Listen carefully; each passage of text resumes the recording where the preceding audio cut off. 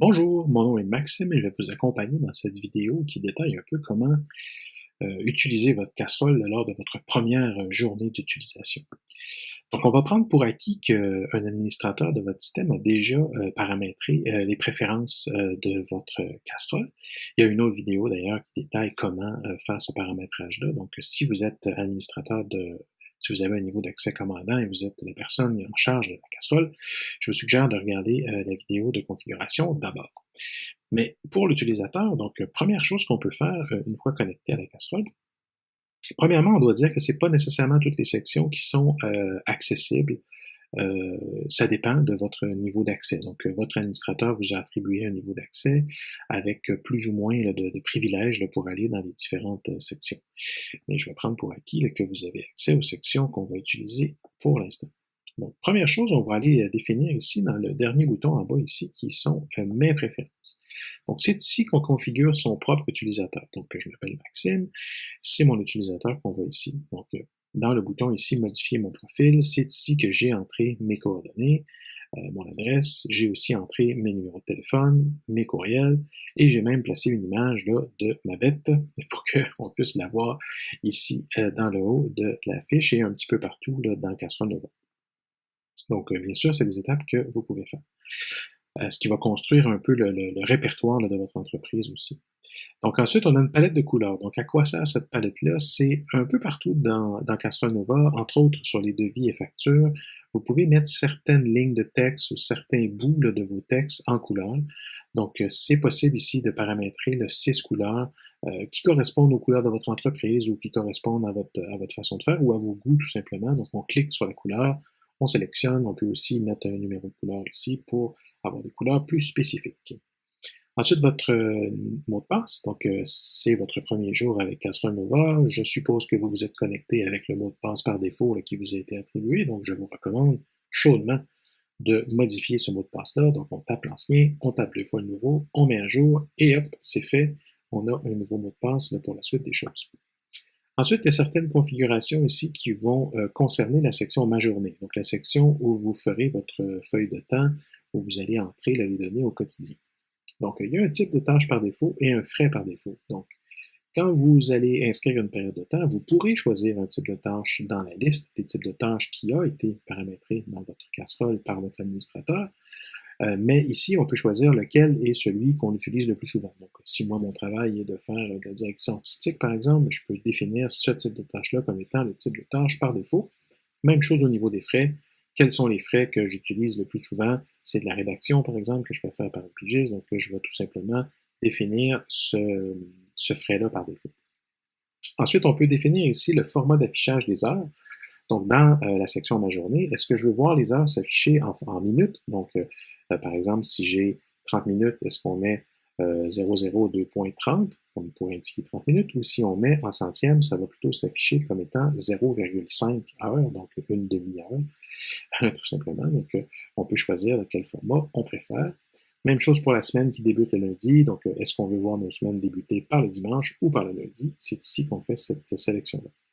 Ensuite, les accès, donc il y a 7 sections principales dans Casserole Nova et par défaut, on accède directement en mode recherche. Donc, je clique sur le bouton compagnie, la casserole va m'offrir de faire une recherche pour chercher la compagnie qui m'intéresse. Je peux par contre définir, non, moi je préfère plutôt aller en mode liste et voir apparaître par exemple mes clients actifs comme étant ma liste favorite que je veux voir chaque matin. Ce que ça fait, c'est que à la page d'accueil, quand je clique ici sur le bouton compagnie, au lieu d'arriver à l'écran recherche, j'arrive directement sur ma liste favorite, qui est la liste de mes clients dont je suis le chargé de compte. Parce que c'est ce que j'avais défini ici comme étant ma liste favorite. Donc, je reviens au mode recherche. En passant, les choix qu'on a ici sont définis par les recherches enregistrées. Il y a une autre vidéo dans la série de vidéos de formation qui détaille comment créer ces recherches enregistrées. Ensuite, ici, j'ai des petites configurations que je peux faire. Quelle est ma division par défaut? Donc, Casserole Nova supporte l'ajout de plusieurs divisions. Donc, c'est possible que votre casserole contienne plusieurs divisions. C'est possible aussi qu'il y en ait qu'une seule.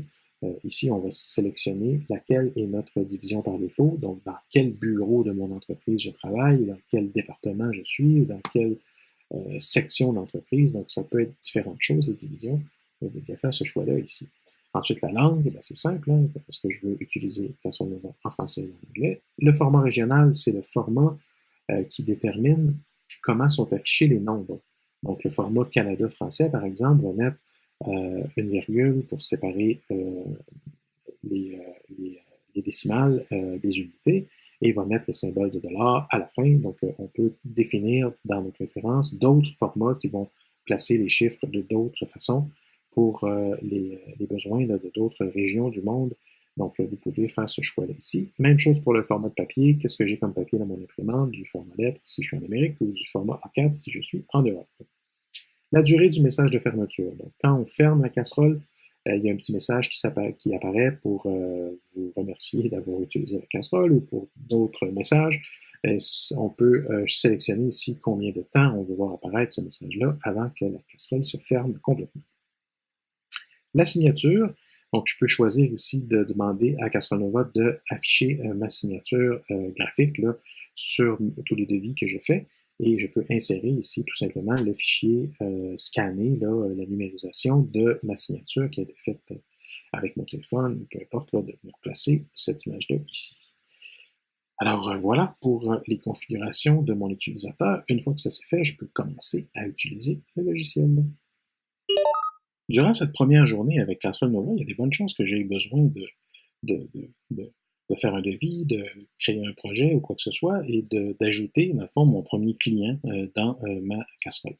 Donc ici, dans la section compagnie, il y a un petit bouton ici, plus, qui me permet d'ajouter une compagnie. Donc on va ajouter, par exemple, le restaurant chez Max.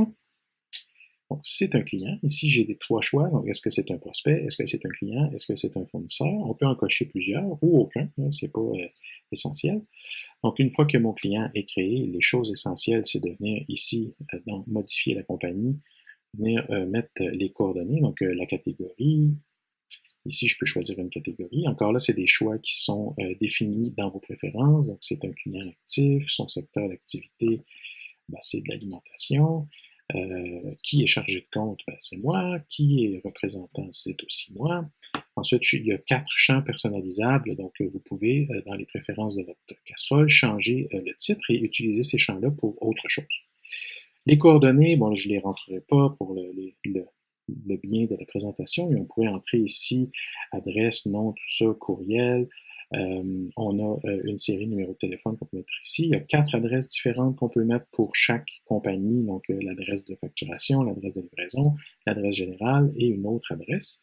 Une image aussi, je peux importer le logo, par exemple, de cette entreprise-là et une description. Est-ce que j'ai des notes ou des informations importantes là, à définir sur ce client-là? Donc voilà, mon client est créé là, de façon très sommaire, mais mon client est créé avec un numéro. Donc la casserole lui a attribué un numéro qui est le 1135. C'était là où j'étais rendu dans ma numérotation de client. Encore là, une chose qui se définit dans les préférences de votre casserole. Alors voilà, j'ai créé mon premier client. Une fois ce premier client créé, je pourrais bien sûr avoir envie de lui préparer un projet. Donc, même principe, je viens ici sur le bouton plus et je détermine, donc ça va être le nouveau menu. La compagnie, je la sélectionne en cliquant la petite chaîne qui est ici. Donc, c'était le restaurant chez Max. Voilà, je le sélectionne. Dans quelle division? Donc, encore là, si vous avez des divisions définies dans votre Casserole Nova, c'est ici qu'on va venir faire le choix. Ensuite, j'ajoute.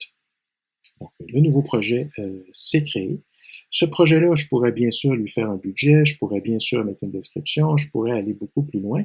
Pour l'instant, on va faire ça très simple. Il y a encore là une autre vidéo qui est disponible pour vous expliquer comment gérer votre fiche de projet. Donc, voilà, on a créé un premier projet. Donc, comme notre projet est créé, on va maintenant aller dans la section Ma journée pour ajouter quelques heures dans le projet.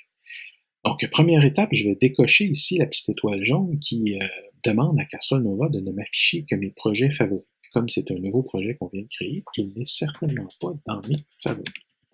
Je tape le nom du client et je trouve en effet le nouveau projet qu'on vient tout juste de créer, le nouveau menu, et je vais d'ailleurs l'ajouter comme ça à mes favoris pour le trouver plus facilement la prochaine fois. Donc, pour ajouter des heures, je clique ici sur le bouton « Ajouter un coût » et voilà, j'ai un coût qui apparaît. On voit ici le type de tâche par défaut que j'ai sélectionné en configurant mon utilisateur. Si j'ai travaillé, disons, de 9 heures à midi sur le projet, j'ai 3 heures de fait. C'était, disons, la réunion de lancement du projet. Voilà. Donc, j'ai décrit qu'est-ce que c'est et ma feuille de temps est complétée. On voit ici, j'ai 3 heures de fait dans ma journée. Et si on clique sur le projet en question, on voit que ce projet-là a maintenant 3 heures de réaliser. Donc, c'est déjà en train de se réaliser comme projet.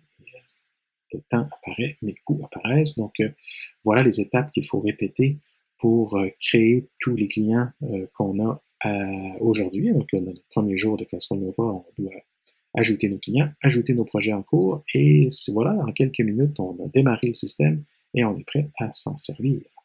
Donc, merci, et on se retrouve dans une prochaine vidéo.